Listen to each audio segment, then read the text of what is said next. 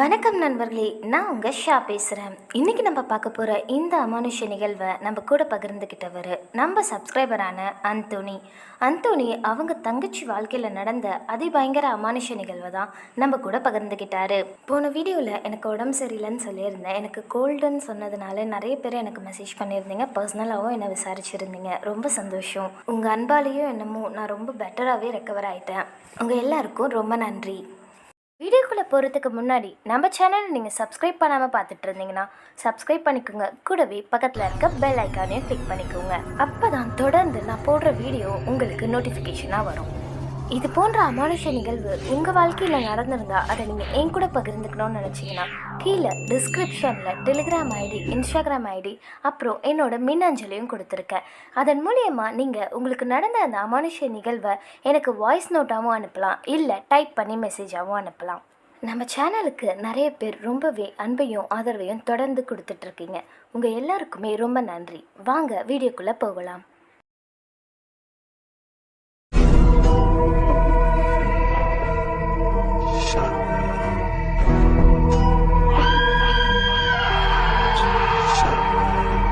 அந்தோனியோட தங்கச்சி Jacqueline nursing முடித்ததும் அவங்களுக்கு வெளிநாட்டில் நல்ல சம்பளத்தில் வேலை கிடச்சிருக்கு.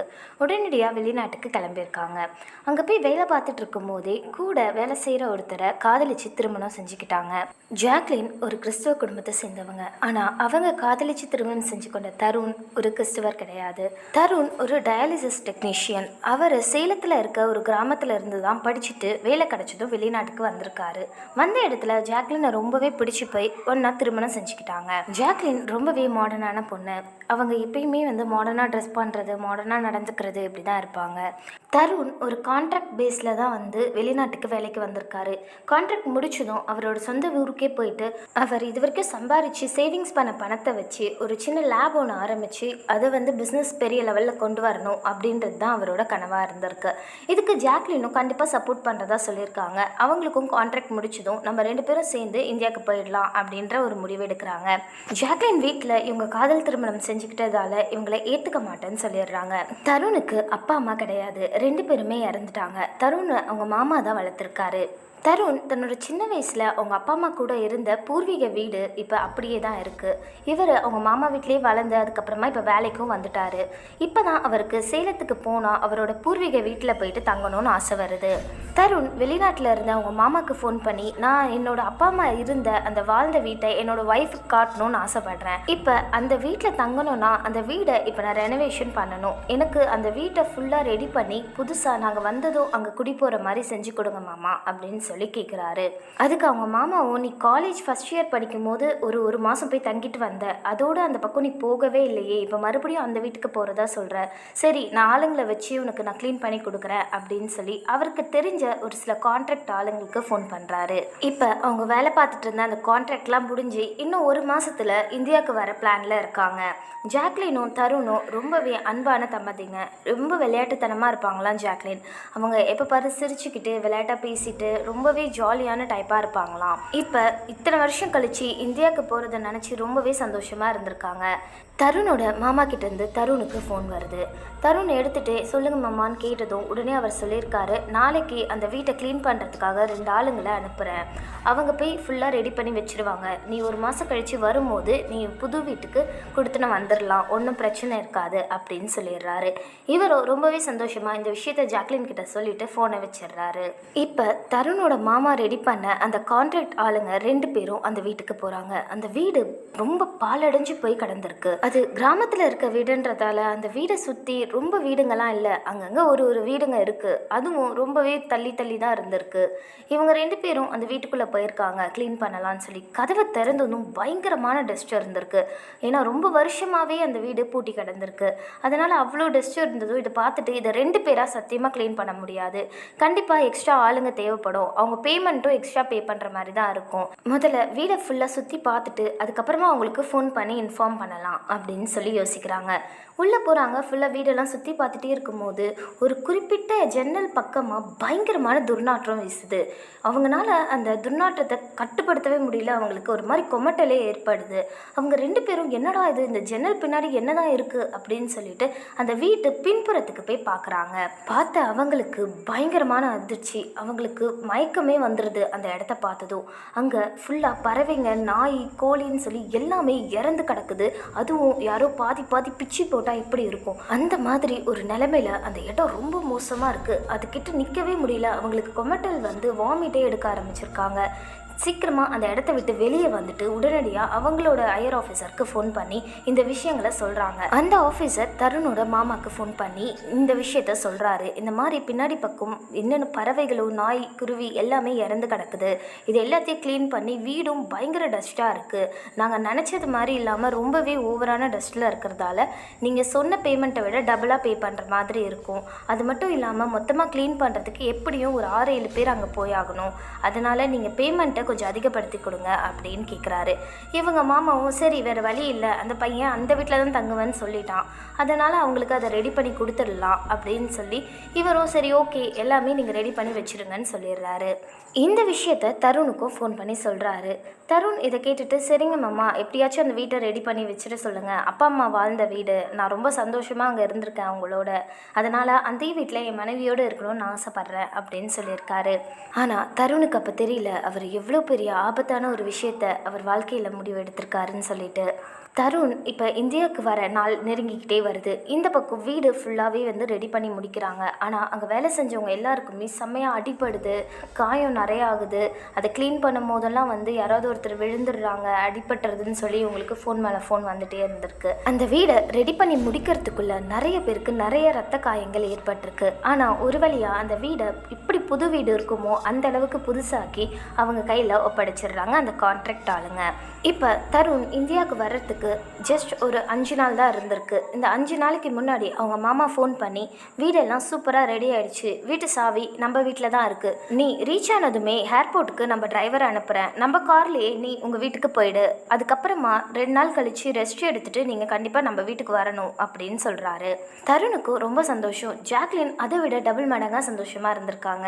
ஜாக்லின் சிட்டியில் வளர்ந்த பொண்ணு, அவங்களுக்கு அவ்வளோவா அந்த கிராமத்து வாழ்க்கையெல்லாம் தெரியாது. ஸோ அவங்க ரொம்பவே எக்ஸைட்மெண்ட்டாக இருந்திருக்காங்க. கிராமத்திலே போய் செட்டில் ஆக போகிறோம், ரொம்ப சந்தோஷமாக இருக்கும், தன்னோட காதல் கணவரோட ஒரு அழகான சந்தோஷமான கிராமத்து வாழ்க்கையை வாழ போகிறோன்னு சொல்லி ரொம்ப ரொம்ப எக்ஸைட்மெண்ட்டில் இருந்திருக்காங்க. பாவம் இவ்வளோ கனவோடு இருந்த ஜாக்லினுக்கு அப்போ தெரியல அவங்களோட வாழ்க்கையில் நடக்க போகிற இந்த அமானுஷ்ய சூறாவளி. ஒரு வழியாக இவங்க இந்தியாவுக்கு வர அந்த நாளும் வருது. இவங்க ஃப்ளைட்லேருந்து இறங்கி ஏர்போர்ட் வெளியே வந்ததுமே அவங்க மாமா சொன்ன மாதிரியே கார் நிற்குது. இவங்க பிக்கப் பண்ண வந்த அந்த காரில் ஏறுறாங்க. காரில் ஏறினது வந்து ஜாக்லின் ஒரு விஷயத்தையும் வேடிக்கை பார்த்துட்டே வந்திருக்காங்க ஜன்னல் வழியாக. இங்கே பாருங்கள், இந்த இடம், இந்த ஊர் இப்படி இருக்குது, இந்த வயல்வெளி இப்படி இருக்குது, இதிலெல்லாம் நான் போனதே இல்லை, இந்த இடத்துக்குலாம் நம்ம போகணும் அப்படி சொல்லி ரொம்ப சந்தோஷமாக ஒரு குழந்தைத்தனமாக பேசி சிரிச்சுக்கிட்டே வந்திருக்காங்க காரில். தருணும் அவங்க கேட்குறதுக்கெல்லாம் பதில் சொல்லிக்கிட்டு அவங்க எந்த ஊருக்கு போகிறாங்க, வீடு எப்படி இருக்கும் அப்படின்னு சொல்லி எல்லா விஷயத்தையும் சொல்லிவிட்டு அவங்க சின்ன வயசில் அவங்க அப்பா அம்மா கூட அந்த வீட்டில் இப்படிலாம் வாழ்ந்தாருன்ற அந்த சின்ன சின்ன கதைங்களெல்லாம் சொல்லிக்கிட்டே ஒரு வழியாக அவங்களோட அந்த பூர்வீக வீட்டுக்கு வந்து சேர்றாங்க. ஒரு பேலஸ் மாதிரி அந்த வீடு ரொம்பவே அழகாக இருந்திருக்கு. சுற்றி ஒரே அமைதி, தூரமாக ஒரு வீடுங்க. இதெல்லாம் ஜாக்லினுக்கு ரொம்பவே புதுசாக இருந்திருக்கு. அந்த வீடை பார்த்ததும் ஜாக்லினுக்கு ரொம்பவே பிடிச்சி போயிடுச்சு. உள்ளே போயிட்டு பிரமிச்சு போய் அந்த வீடை சுற்றி பார்த்துட்டு இருந்தாங்க. நான் இந்த மாதிரி பரம்பரை வீட்டுக்கெல்லாம் வந்ததில்லை, பழங்கால வீட்டுக்கெல்லாம் வந்தது கிடையாது. ஃபுல்லாக சிட்டிலேயே படிக்கிறதுக்கும் வீட்டுக்கு போகிறதுக்குமே வாழ்க்கை ஓடி போச்சு. வேலைக்குன்றப்ப தான் நான் வெளிநாட்டுக்கு போனேன், அங்கேயும் இந்த மாதிரி கிராமத்து வாழ்க்கைலாம் கிடையாது இல்லையா. அதனால் இந்த வீடும் இந்த கிராமமும் எனக்கு ரொம்ப பிடிச்சிருக்கு. நான் இந்த வீடை ஃபுல்லாக சுற்றி பார்த்துட்டு வரேன்னு சொல்லி அவங்க ஒரு பக்கம் இந்த வீடை சுற்றி பார்த்துட்டு இருக்காங்க. தருணும் ரொம்ப வருஷம் கழித்து தன்னோட வீட்டுக்கு வந்ததால் இப்போ வீடெல்லாம் ரெடி பண்ணியிருக்காங்கல்ல, ஸோ ஒரு ரூமாக திறந்து பார்த்துட்டு சுற்றி பார்த்துட்டே வந்திருக்காங்க. தருண் அப்படியே சுற்றி பார்த்துட்டே வந்து ஜாக்லினை தேடி இருக்காரு. ஜாக்லின் வீட்டுக்குள்ளே இல்லை. எங்கடா போனா இவ, சரி மாடிக்கு போயிருப்பா அப்படின்னு சொல்லி மாடிப்படி ஏறி போயிட்டு மாடியிலையும் தேடிக்கிட்டே குரல் கொடுத்துட்டே போயிருக்காங்க. ஆனால் ஜாக்லின் அங்கேயும் இல்லை. மாடியிலேருந்து பின்பக்கம் திரும்பி பார்த்தா கீழே ஒரு இடத்த மட்டும் உத்து பார்த்துக்கிட்டு ஜாக்லின் தனியாக நின்றுட்டு இருந்திருக்காங்க. இவ என்ன இந்த இடத்துல என்ன பண்ணுறா அப்படின்னு சொல்லிட்டு உடனடியாக கீழே இறங்கி ஜாக்லினை தேடி போகிறாரு.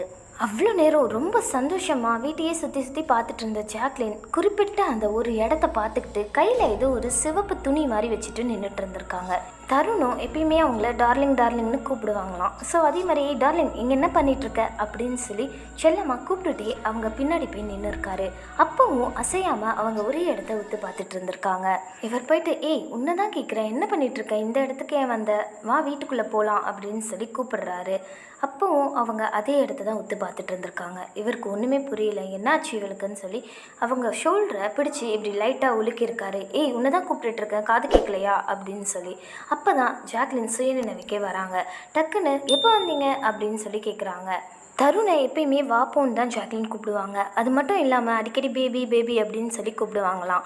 ஆனால் அன்னைக்கு அவங்க கூப்பிட்டது தருணுக்கு ரொம்ப வித்தியாசமாக இருந்தது. என்ன திடீர்னு நீ வாங்க போங்கன்னுலாம் கூப்பிடுற, என்ன மரியாதைலாம் அதிகமாக இருக்குது அப்படின்னு சொல்லி கேட்டிருக்காரு. உடனே அதுக்கு ஜாக்லின் சொல்லியிருக்காங்க, இனிமேல் அப்படி தான் மாமா உங்களை கூப்பிட போகிறேன் அப்படின்னு சொல்லி.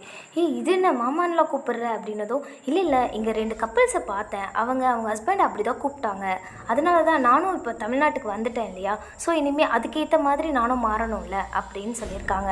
கையில் என்ன சிவப்பு துணி அப்படின்னு கேட்டால், அது ஒன்றும் இல்லை, கீழே கடந்துச்சு உரமாக போடலான்னு எடுத்தேன்னு சொல்லி அந்த துணியை கசக்கி அப்படி தூக்கி போட்டிருக்காங்க. அந்த துணியில் ஒரு அழுகுன எலுமிச்சப்பழம், அதுக்கப்புறம் குங்குமம், மஞ்சள்ன்ற ஒரு சில பொருட்கள்லாம் இருந்திருக்கு.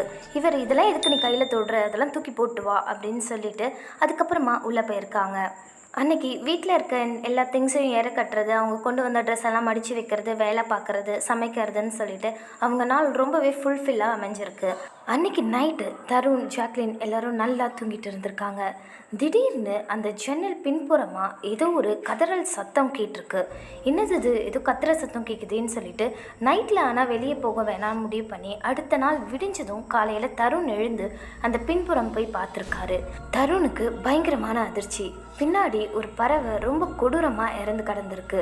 தருணுக்கு இதை பார்த்ததும் ஒன்றுமே புரியல. என்னது இது இப்படி இருக்குது, மாமா அப்போ சொன்னாரே இந்த பின்பக்கம் எல்லாமே இறந்து கிடக்குதுன்னு சொல்லிட்டு, ஒருவேளை ஏதாவது மிருகம் வந்து அடிச்சிருக்குமா, நாய் இந்த மாதிரி ஏதாவது வந்து இது கொண்டு இருக்குமான்னு சொல்லி அவர் யோசிச்சுட்டே இருந்திருக்காரு. அதுக்கப்புறமா தன்னோட மாமாவுக்கு ஃபோன் பண்ணி அந்த கான்ட்ராக்ட் ஆளுங்கள்லேருந்து இந்த இடத்த க்ளீன் பண்ணுறதுக்கு ஒரு 2 பேர் அனுப்புங்க, ரொம்ப துர்நாற்றம் வீசுதுன்னு சொல்லிட்டு அவங்கள அனுப்ப சொல்கிறாரு. அவரும் அவங்களுக்கு ஃபோன் பண்ணி ஒரு 2 பேர் அனுப்பி வைக்கிறாங்க. அன்றைக்கி அந்த இடத்த க்ளீன் பண்ணுறாங்க.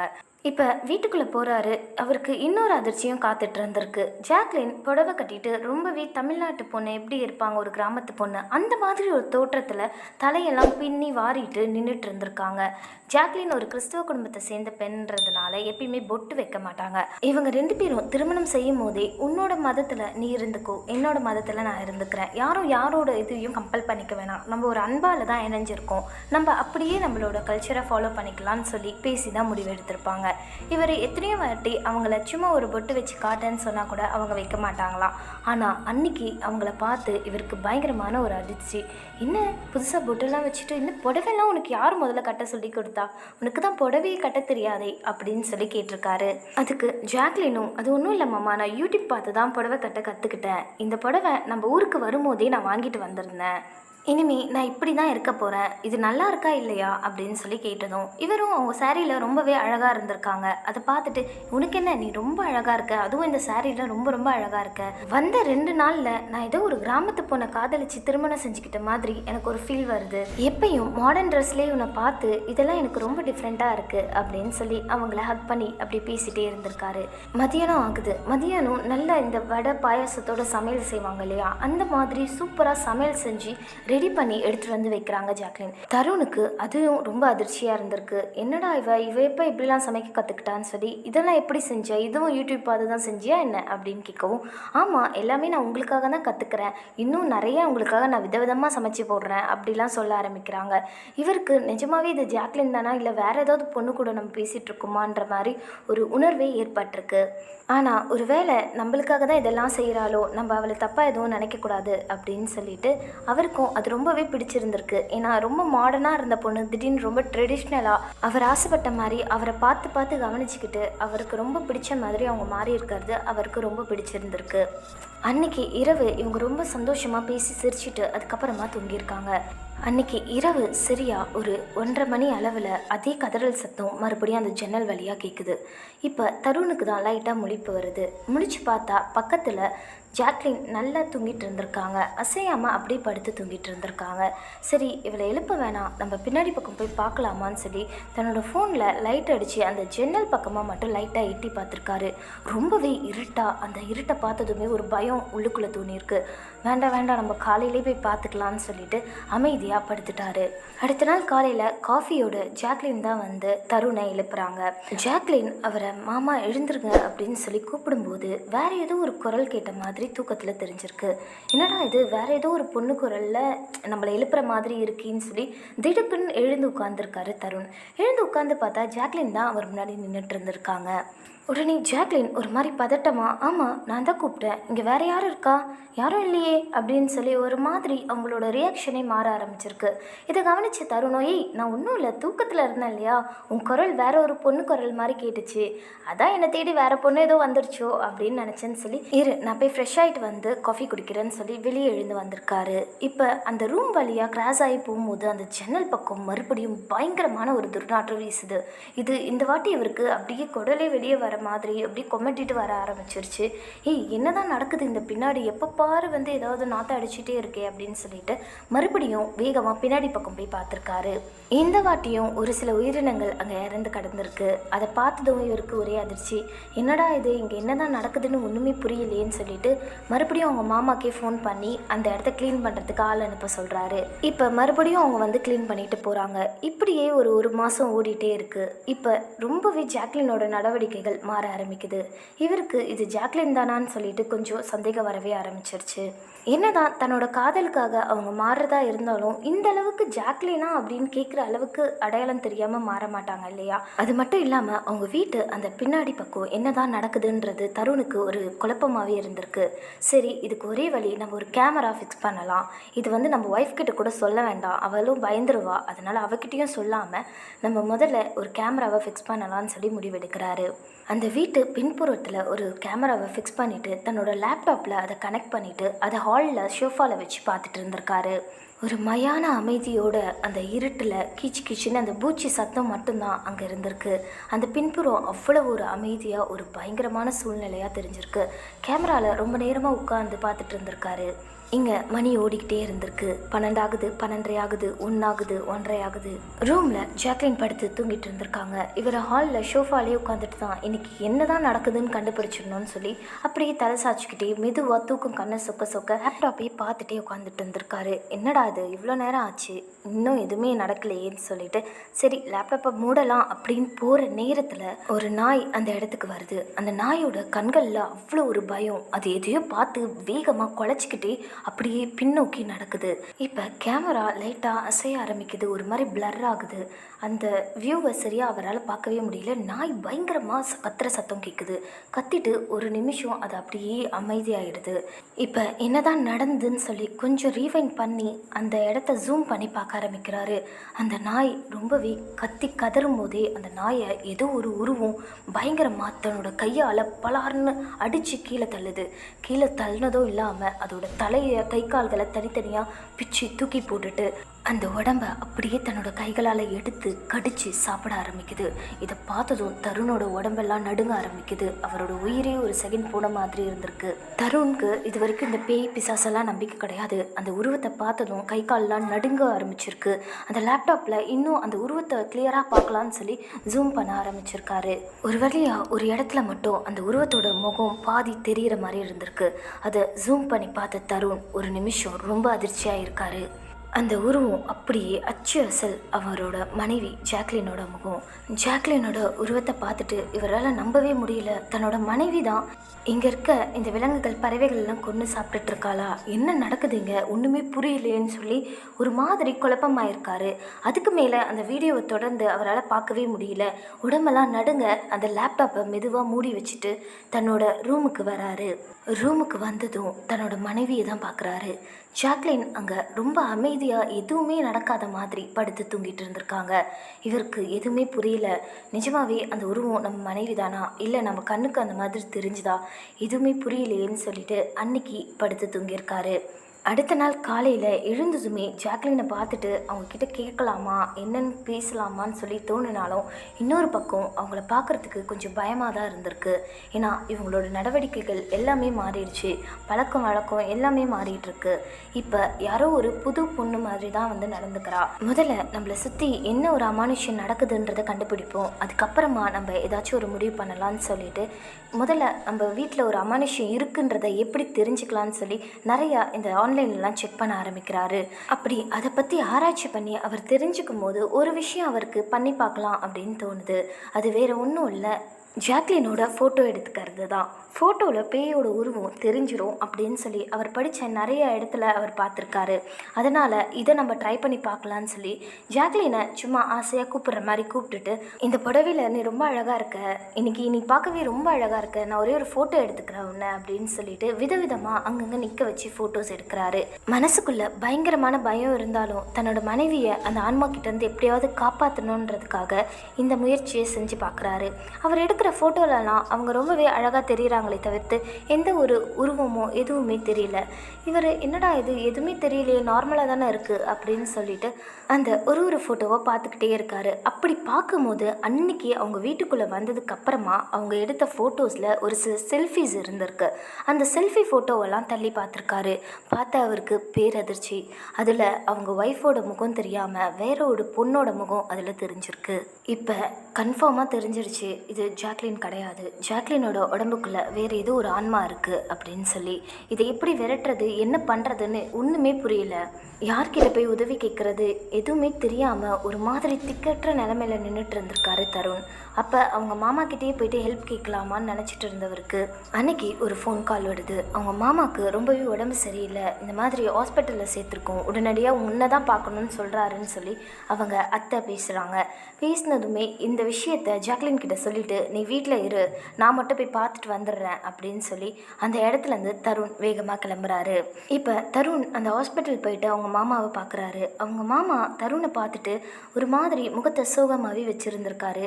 தருண் என்னாச்சு மாமா, நல்லா தானே இருந்தீங்க, எப்படி உங்களுக்கு உடம்பு சரியில்லாமல் ஆச்சு அப்படின்னு சொல்லி கேட்கவும் தருணோட கையை பிடிச்சிக்கிட்டு ரொம்பவே கதறி கதறி அழுதுருக்காரு. தருணுக்கு ஒன்றுமே புரியல, என்னத்துக்கு அழுவுறீங்க, என்ன பிரச்சனை அப்படின்னு கேட்டதும் அப்போ தான் அவங்க மாமா ஒரு உண்மையை சொல்லியிருக்காரு. உனக்கு நான் ஒரு மிகப்பெரிய துரோகத்தை செஞ்சிட்டேன், அதனால தான் இப்போ என்னோடய உடம்பு இந்தளவுக்கு மோசமாகிடுச்சு, நான் இன்னும் கொஞ்ச நாளில் செத்துருவேன் டாக்டர் சொல்லிட்டாங்க. இதை நான் உங்ககிட்ட சொல்லாமலே செத்துட்டேன்னா அதுக்கப்புறமா உன்னோட வாழ்க்கையே பாழாக போயிடும், அதனால தான் இப்போவே உன்னை கூப்பிட்டு இந்த உண்மையெல்லாம் சொல்லிடலான்னு இருந்தேன். உன் கூட இருக்கிறது உன்னோட மனைவியே இல்லை, உன்னோட மனைவி எப்பயோ இறந்துட்டா அப்படின்னு சொல்கிறாரு. இதை கேட்டதுமே தருணுக்கு தூக்கி வாரி போடுது. பயங்கரமாக கோவம் வந்து அவங்க மாமாவோட சட்டையே பிடிச்சிட்டு என்ன பேசிகிட்டு இருக்கீங்க, என் மனைவி உயிரோடு தான் இருக்கா, அவளுக்கு ஏதோ ஒரு அமானுஷ விஷயம் நடக்குது தான், ஆனால் அதுக்காக அவள் இறந்துட்டான்லாம் சொல்லாதீங்க அப்படின்னு சொல்லி ரொம்பவே கோவமாக ஆக்ரோஷப்பட்டு அவரோட சட்டையை பிடிச்சி கேட்டுட்டு இருந்திருக்காரு. அதுக்கு அவங்க மாமாவும் பயங்கரமாக அழுதுகிட்டே, இல்லை தருண் நான் உண்மையை தான் சொல்கிறேன், இதுக்கெல்லாம் காரணமே நான் தான். என்ன சொல்கிறீங்க, எனக்கு எதுவுமே புரியல, ஏன் இந்த மாதிரி ஏதோ வளரிட்டு இருக்கீங்க, நானே எங்கள் வீட்டில் இன்றைக்கி தான் ஒரு அமானுஷ விஷயத்தை கண்டுபிடிச்சி உங்ககிட்ட சொல்லலான்னு வந்தேன், அதுக்குள்ளே நீங்கள் என்னென்னமோ சொல்லிகிட்ருக்கீங்க, எனக்கு ஒழுங்காக தெளிவாக சொல்லுங்கள் அப்படின்னு கேட்குறாரு. அவங்க பக்கத்தில் இருந்த அத்தை தருணோட காலிலே விழுந்து, மன்னிச்சிடுப்பா, இவர் இப்படி ஒரு கேவலமான காரியத்தை செஞ்சுருப்பாருன்னு நானும் எதிர்பார்க்கல, ஆனால் இவர் இப்படி ஒரு காரியத்தை செஞ்சுருக்காரு, உன்னை நல்லா படிக்க வச்சு வெளிநாட்டுக்கு அனுப்புனதுக்கு காரணமே நீ எங்களோட மகளை திருமணம் செஞ்சுப்பேன்னு நினச்சி தான். என்னோட பொண்ணை நீ கல்யாணம் பண்ணிக்கிட்டேன்னா உன்னோட சொத்து, நீ சம்பாரித்த பணம் எல்லாமே எங்களுக்கு வந்துடும், உன்னோட பூர்வீக வீடு பல கோடி ரூபாய் போகுது, அந்த வீடும் எங்களுக்கு சொந்தமாயிடும் அப்படின்னு நினச்சி தான் உன்னை வெளிநாட்டுக்கே படிக்க அனுப்பணும். ஆனால் நீ அங்கேயே ஒரு பொண்ணை காதலிச்சு திருமணம் செஞ்சுக்கிட்ட, இதை எங்களால் ஏற்றுக்கவே முடியல, நீ அந்த பொண்ணோட இங்கே வரன்னு தெரிஞ்சதுமே அந்த பொண்ணை எப்படியாவது உங்ககிட்ட இருந்து பிரிக்கணும்னு மட்டும்தான் நினச்சோம், அது அந்த பொண்ணோட உயிர் போனாலும் பரவாயில்ல அப்படின்ற முடிவுக்கு நான் வந்துட்டேன். நான் எனக்கு தெரிஞ்ச ஒரு மாந்திரிகவாதியை போய் பார்த்தேன், சந்திச்சு இந்த மாதிரி அந்த பொண்ணை உங்ககிட்டேருந்து பிரிக்கணுன்ற எல்லா விஷயத்தையும் சொல்லி ஒரு சில மாந்திரிக வேலைகளை செஞ்சு உங்கள் வீட்டு பின்னாடி அதை நான் புதைச்சி வச்சேன். நான் செஞ்ச ஏவலால் உன்னோட மனைவி கண்டிப்பாக இறந்து போயிடுவா, அதுக்கப்புறம் கொஞ்ச நாளில் நீ உன் மனைவியை மறந்துட்டனா என்னோட பொண்ணை உனக்கு திருமணம் செஞ்சு கொடுத்துட்டு அதுக்கப்புறம் உன்னோட சொத்தெல்லாம் நாங்கள் எடுத்துக்கலான்னு பார்த்தோம். ஆனால் இப்போ நாங்கள் நினச்சதை விட ஒரு ஆபத்தான விஷயம் உனக்கு நடந்துட்டுருக்கு. இப்போ நாங்கள் ஏவல் செஞ்ச அந்த ஆன்மா உன்னோட மனைவி உடம்புலையே தங்கிடுச்சு. அது உன்னோடவே கூட சேர்ந்து வாழணும்னு ஆசைப்பட்டுருச்சு. நாங்கள் உங்கள் மனைவியை கொல்றதுக்காக தான் ஏவல் அனுப்பணும். ஆனால் அந்த ஆன்மா இன்னும் உக்கிரமாக மாறி உன்னோட மனைவி உடம்புலையே தங்கி உன் கூடவே வாழ்க்கை நடத்த ஆரம்பிச்சிருச்சு. இப்போ எப்படியாவது அந்த ஆன்மாவை விரட்டுறதுக்கு நாங்கள் திரும்ப ஏவல் செஞ்சோம். ஆனால் அந்த ஆன்மா எங்களுக்கே திரும்புது. இப்போ எங்களுக்கு வேறு வழியே தெரியல. அந்த ஆன்மா இப்போ எங்களுக்கே திரும்பினதுனால எங்களோட உயிருக்கே இப்போ ஆபத்து இருக்குது. இப்போ எங்களோட பயமே என்னன்னா, அந்த ஆன்மா கண்டிப்பாக உன்னையும் கொன்னுடும். இல்லைனா அது உன் கூடவே இப்படியே இருந்துடும். எப்படியாவது உன்னோட மனைவி உடம்புலேருந்து அந்த ஆன்மாவை பிரித்து எடுத்துட்டு உன்னோட மனைவி உடம்பை நல்லபடியாக அடக்கம் செய்யணும். இப்படி செஞ்சால் மட்டும்தான் உன்னால் உயிர் தப்பிக்க முடியும். இப்படி ஒரு பாவத்தை உனக்கு செஞ்ச என்ன, நீ என்ன வேணால் பண்ணிவிடு, உன் கையாலே கூட கொன்று போட்டுரு. ஏன்னா இன்னும் கொஞ்ச நாளில் நான் சாக தான் போகிறேன். ஆனால் அதுக்கு முன்னாடி உன்னோட உயிரை காப்பாற்றணும். தயவு செஞ்சு நான் சொல்கிறதெல்லாம் நம்புப்பா. இது எல்லாமே உனக்கு ஒரு கதை மாதிரி கூட தெரியலாம். ஆனால் இது எல்லாமே உண்மை. உனக்கு நான் சூனியம் வச்சது எல்லாமே உண்மை. தயவு செஞ்சு என்னை மன்னிச்சிடு அப்படின்னு சொல்லி அவரோட காலை பிடிச்சிட்டு பயங்கரமாக கதறி அழுதுருக்காரு. தருணால் இந்த விஷயத்தை சுத்தமாக நம்ப முடியல. தன்னை வளர்த்த தன்னோட மாமாவா இப்படி ஒரு துரோகத்தை நம்மளுக்கு பண்ணியிருக்காரு. தன்னோட மனைவி எப்படி உயிரோடு இல்லாமல் போவா? கண்டிப்பாக அந்த உடம்பை காப்பாற்றிட்டா தன்னோட மனைவி உயிரோடு தான் இருப்பா அப்படின்ற நம்பிக்கையோடவே அந்த மாந்திரிகவாதியை பார்க்க போகிறாரு தருண். மாந்திரிகவாதி, நீ வருவேன்னு சொல்லி உங்கள் மாமா சொல்லியிருந்தாருப்பா. நான் தேவையான எல்லா ஏற்பாடுகளையும் செஞ்சு தான் வச்சுருக்கேன். வா, உங்கள் வீட்டுக்கு உடனடியாக போகலாம் அப்படின்னு சொல்லி தருணை அவங்க வீட்டுக்கு கூட்டிகிட்டு போகிறாரு. அந்த சமயம் ரொம்ப நாள் கழித்து தருணுக்கு அந்தோனி கிட்டேருந்து ஃபோன் வருது. தன்னோட தங்கச்சி எப்படி இருக்கா, அவளை பார்க்கணுன்னு ஒரு வாரமாக எனக்கு தோணிகிட்டே இருக்குது. அவகிட்ட எப்படியாவது நான் பேசணும், உங்கள் வீட்டோட அட்ரஸ் அனுப்புங்க அப்படின்னு சொல்லி கேட்குறாரு. தருணுக்கு என்ன சொல்கிறதுனே தெரியாமல் ஃபோனில் பயங்கரமாக தன்னை மீறி அழுக ஆரம்பிச்சிருக்காரு. இவரோட அழுகையை பார்த்ததும் அந்தோனிக்கு பயங்கரமான ஷாக் ஆகிருக்கு. என்னாச்சு, ஏன் அழுகுறீங்க அப்படின்னு சொல்லி கேட்க ஆரம்பிச்சிருக்காரு. தருண் நடந்த எல்லா உண்மைகளையும் அவர்கிட்ட சொல்ல ஆரம்பிக்கிறாரு. சொல்லிட்டு, இந்த மாதிரி நான் வீட்டுக்கு தான் போயிட்டுருக்கேன், தயவு செஞ்சு நீங்களும் வாங்க, எனக்கு பயமாக இருக்குது.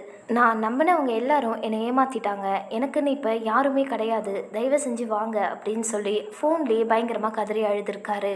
அந்தோனியும் உடனடியாக அவங்க ஊருக்கு கிளம்பி வந்திருக்காரு. இந்த பக்கம் மாந்திரிகவாதி அந்த பூஜைக்கு தேவையான எல்லா பொருட்களையும் எடுத்துக்கிட்டு தன் கூட 2 சிஷ்யர்களை கூட்டிக்கிட்டு தருண் கூட தருணோட வீட்டுக்கு போகிறாரு. வீடு திறந்தே இருந்திருக்கு. வாசல்லையே ஒரு சில அந்த எலுமிச்சை பழம் அதெல்லாம் பிட்டு போட்டுட்டு அங்கங்கே அதுக்கப்புறமா மெதுவாக உள்ளே நுழைஞ்சிருக்காங்க. இவங்க போகும்போதே கையில் ஒரு தீர்த்தம் மாதிரி தண்ணி வச்சுக்கிட்டு தெளிச்சுக்கிட்டே போயிருக்காங்க. ஜாக்லின் அமைதியாக உட்காந்து டிவி பார்த்துட்டு இருந்திருக்காங்க. அவங்க உட்காந்து டிவி பார்த்துட்டு இருந்தோன்னே இவர் வந்துட்டிங்களா அப்படின்னு சொல்லி கிட்ட ஓடி வந்தவங்க இந்த மாந்திரிகவாதியெல்லாம் பார்த்ததுமே ஒரு மாதிரி முறைக்க ஆரம்பிக்கிறாங்க. இவங்கெல்லாம் யார், எதுக்காக உள்ளே வராங்க, இவங்களெல்லாம் வெளியே போக சொல்லுங்கள் அப்படின்னு சொல்லி ஒரு மாதிரி நடுக்கத்தோடவே பேச ஆரம்பிக்கிறாங்க. இப்போ மாந்திரிகவாதி எதுவுமே பேசாமல் அவங்க சிஷ்யர்கள்கிட்ட அந்த துர்நாற்றம் வீசும் இல்லையா அந்த ஜன்னல் அந்த பக்கமாக ஒரு இடத்த காமிச்சு, இந்த இடத்துல பூஜைக்கான ஏற்பாடுகளை சீக்கிரம் செய்யுங்க அப்படின்னு சொல்லி சொல்கிறாரு. இப்போ தீர்த்த தண்ணியை ஜாக்லின் மேலே மெதுமையாக தெளிக்க ஆரம்பிக்கிறாங்க. ஜாக்லின் ஒரு மாதிரி அலறி கத்த ஆரம்பிக்கிறாங்க. தெளிக்காதீங்க அப்படின்னு சொல்லிட்டு இங்கேருந்து போங்கன்னு சொல்லி அங்கே இருக்க பொருள் எல்லாத்தையுமே விசிறி அடிக்க ஆரம்பிக்கிறாங்க. இதெல்லாம் பார்க்குற தருணுக்கு ஒரே குழப்பமாக இருக்குது. தன்னோட மனைவி இப்படி கஷ்டப்படுறத பார்க்குற தருணுக்கு அழுகையாக வர ஆரம்பிக்குது. பூஜைக்கான அந்த வேலைகளை கடகடன்னு அவங்க சிஷ்யர்கள் செஞ்சதுமே அந்த மந்திர கட்டுக்குள்ளே அந்த ஆன்மாவை உட்கார வைக்கிறாங்க. அதாவது ஜாக்லினை கூட்டிகிட்டு வந்து அந்த சக்கரத்துக்குள்ளே உட்கார வைக்கிறாங்க. இப்போ ஜாக்லின் முழுசாக வேற ஒரு பொண்ணாக மாறுறாங்க. அதாவது அவங்களுக்குள்ளே இருக்க அந்த ஆன்மா பேச ஆரம்பிக்குது. இதெல்லாம் பார்க்குற தருண் ஒரு பைத்திய பிடிச்ச மாதிரி அப்படியே பிரம்ம பிடிச்சி ஒரு ஓரமாக நின்று இதை பார்த்துட்டு இருந்திருக்காரு. மாந்திரிகவாதியும் மெதுவாக பேச ஆரம்பிக்கிறாரு. உனக்கு எதுக்காக இங்கே அனுப்புனாங்க, ஆனால் நீ என்ன வேலை பார்த்துட்ருக்க, எதுக்காக நீ இந்த உடம்புலையே தங்கிட்ட அப்படின்னு கேட்டதும் அந்த ஆன்மா அழுக ஆரம்பிச்சிருக்கு. அழுதுகிட்டே மெதுவாக ஒரு சில விஷயங்களை சொல்ல ஆரம்பிக்குது. அந்த ஆன்மா, என் பேர் கௌசல்யா, நான் இந்த கிராமத்தை சேர்ந்த பொண்ணு தான். நான் ஒருத்தரை உண்மையாக ரொம்பவே நேசித்தேன். என்கிட்ட நிறைய ஆசை வார்த்தைகளை பேசி என்னை அவரோட காதலில் விழ வச்சாரு. நான் ஒரு கிராமத்து பொண்ணு, எனக்கு ஒரு சந்தோஷமான வாழ்க்கையை வாழணும் அப்படின்னு ரொம்ப ஆசை. நான் அவர் மேலே உயிரே வச்சுருந்தேன். அவரை ரொம்ப நம்பி அவர் கூட நான் ஒன்றா சேர்ந்துருந்தேன். அதுக்கப்புறமா கொஞ்ச நாளில் அவர் என்னை விட்டு விலக ஆரம்பித்தார். அப்போ தான் எனக்கு புரிஞ்சுது அவர் என்னை நம்ப வச்சு ஏமாற்றிட்டாருன்னு. நான் இந்த வீட்டு பின்னாடி ஒரு மரம் இருக்கு இல்லையா, அந்த மரம் மாதிரி தான் ஒரு மரத்தில் தூக்கு மாட்டி இறந்து போனேன். என்னோட ஆன்மாவை தான் இந்த பொண்ணை கொல்றதுக்காக நீங்கள் ஏவல் அனுப்பி வச்சிங்க. ஆனால் எனக்கு இவங்கள பார்த்ததுமே இந்த பொண்ணோட உடம்புல இருந்து நான் வாழணும்னு ஆசைப்பட்டேன். அதனால தான் இந்த பொண்ணை கொன்னதுமே நான் இந்த பொண்ணோட உடம்புக்குள்ளே வந்து இவரோட வாழ ஆரம்பிச்சிட்டேன். நான் இப்போ போகவே மாட்டேன். அப்படி என்னை நீங்கள் போகணுன்னு நினச்சிங்கன்னா நான் இவரோட உயிரையும் சேர்த்து எடுத்துகிட்டு போயிடுவேன், இவரையும் என் கூடவே கூட்டிகிட்டு போயிடுவேன் அப்படின்னு சொல்லியிருக்கு. இதெல்லாம் கேட்டதுமே தருணுக்கு நிஜமாவே நெஞ்சு வலியே வர மாதிரி ஆயிடுச்சான். தன்னோட மனைவி இப்போ உயிரோட இல்லைன்றதை அவரால் ஏற்றுக்கவே முடியல. ஏன் இப்படி செஞ்சீங்க, நான் யாருக்கு என்ன பாவம் செஞ்சேன்னு சொல்லி அந்த இடத்துலையே ரொம்ப மனசு உடைஞ்சு போய் அழுதுருக்காரு தருண். அப்போ கரெக்டாக அந்தோனியோ அங்கே வந்திருக்காரு. அந்தோனி உள்ளே வந்து எல்லாத்தையும் பார்த்துட்டு ரொம்பவே அதிர்ச்சி ஆயிருக்காரு. என் தங்கச்சியை என் கூடவே அனுப்பிடுங்க, நான் கூட்டிகிட்டு போகிறேன் அப்படின்னு சொல்லி உள்ளே நுழைஞ்சிருக்காரு. இப்போ அங்கே இருந்த சிஷ்யர்கள் உடனடியாக அந்தோனியை வந்து பிடிச்சிட்டு எதுவும் பண்ணாதீங்க, அமைதியாக இருங்க, அது உங்கள் தங்கச்சியே கிடையாது அப்படின்னு சொல்கிறாங்க. இப்போ தொடர்ந்து பூஜை பண்ண ஆரம்பிக்கிறாங்க. இவங்க மந்திரம் சொல்ல சொல்ல பயங்கரமான அலறல் சத்தம் கேட்க ஆரம்பிக்குது. ஜாக்லின் ஒரு மாதிரி நெளிஞ்சு ஆட ஆரம்பிக்கிறாங்க. இப்போ தருணும் அந்தோனியும் ரொம்பவே உடஞ்சி போய் ஒரு மாதிரி கண்ணீரோடவே நின்றுட்டு இருந்திருக்காங்க. இவங்க 2 பேரையும் சிஷ்யர்கள் வெளியே கொஞ்ச நேரம் இருங்க அப்படின்னு சொல்லி கூட்டிகிட்டு போய் வெளியே விட்டுருக்காங்க. உள்ள இவங்க அந்த ஆன்மாவை ஓட்டுறதால பயங்கரமான ஒரு சத்தம் கேட்குது. அது கதறுது, அப்படியே கத்திட்டே இருக்குது, நான் போகமாட்டேன் அப்படின்னு சொல்லி ஒரு வழியாக மந்திரங்களை சொல்லி பூஜையை பண்ணி அந்த ஆன்மாவை அந்த உடம்பை விட்டு வெளியே எடுக்கிறாங்க. பயங்கரமான ஒரு கதறல் சத்தத்தில் அந்த ஆன்மா அந்த உடம்பை விட்டு போகுது. இப்போ சிஷ்யர்கள் வெளியே வந்து அந்தோனியையும் தருணையும் உள்ளே கூப்பிடுறாங்க. இவங்க 2 பேருமே வேகமாக உள்ளே போகிறாங்க. உள்ளே போய் பார்த்தா ஜாக்லின் அங்கே இறந்த நிலமையில கிடந்திருக்காங்க. இறந்து கடந்த ஜாக்லினை தன்னோட மடியில் தூக்கி வச்சுக்கிட்டு தருண் அழுத அழுகையை இன்னைக்கு வரைக்கும் அந்தோனி மறக்கவே இல்லையா. அப்படி ஒரு வலியோடு அவர் அழுதுருக்காரு. அதுக்கப்புறமா நல்ல முறையாக ஜாக்லினோட உடம்பை அடக்கம் பண்ணியிருக்காங்க. இதெல்லாம் செஞ்ச அவங்க மாமா இப்போ உயிரோடவே இல்லை. அதுக்கப்புறமா அந்த வீடை அப்படியே பூட்டிட்டு வெளிநாட்டுக்கு தருண் போயிட்டுருக்காரு. இன்றைக்கி வரைக்கும் வேறு எந்த பொண்ணையும் திருமணம் செஞ்சுக்காம ஜாக்லினோட நினைப்பிலே வாழ்ந்துட்டுருக்காரு. இந்த அமானுஷ நிகழ்வை நம்ம கூட பகிர்ந்துக்கிட்ட அந்தோனிக்கு நன்றி சொல்லி இந்த காணொலியை நான் முடிக்கிறேன். இப்படி ஒரு நம்பிக்கை துரோகத்தை செஞ்ச அவங்க மாமாவும் இப்போ உயிரோட இல்லை. ஒருத்தருக்கு கெடுதல் செஞ்சால் அந்த கெடுதல் நம்மளுக்கும் நடக்கும்ன்றத இங்கே நிறைய பேர் புரிஞ்சிக்க மாட்டாங்க. கூடவே இருந்து நம்மளை ஏமாற்றி முதுகில் குத்துறதுலாம் ரொம்ப பெரிய வலி. அதை யாருக்குமே செய்யாதீங்க. இந்த அமானுஷ நிகழ்வை பற்றின உங்கள் கருத்துக்களை கண்டிப்பாக கமெண்ட் செக்ஷனில் சொல்லுங்கள். இந்த வீடியோ உங்களுக்கு பிடிச்சிருந்தா லைக் பண்ணிடுங்க. நம்ம சேனலில் நிறைய பேர் சப்ஸ்கிரைப் பண்ணாமல் பார்த்துட்ருக்கீங்க, சப்ஸ்கிரைப் பண்ணிக்கோங்க. கூடவே பக்கத்தில் இருக்க பெல் ஐக்கனையும் கிளிக் பண்ணிக்கோங்க. மீண்டும் இதே போன்ற ஒரு அமானுஷ நிகழ்வுடன் சந்திக்கிறேன். அது வரைக்கும் உங்களிடமிருந்து விடைபெறுவது உங்கள் ஷா.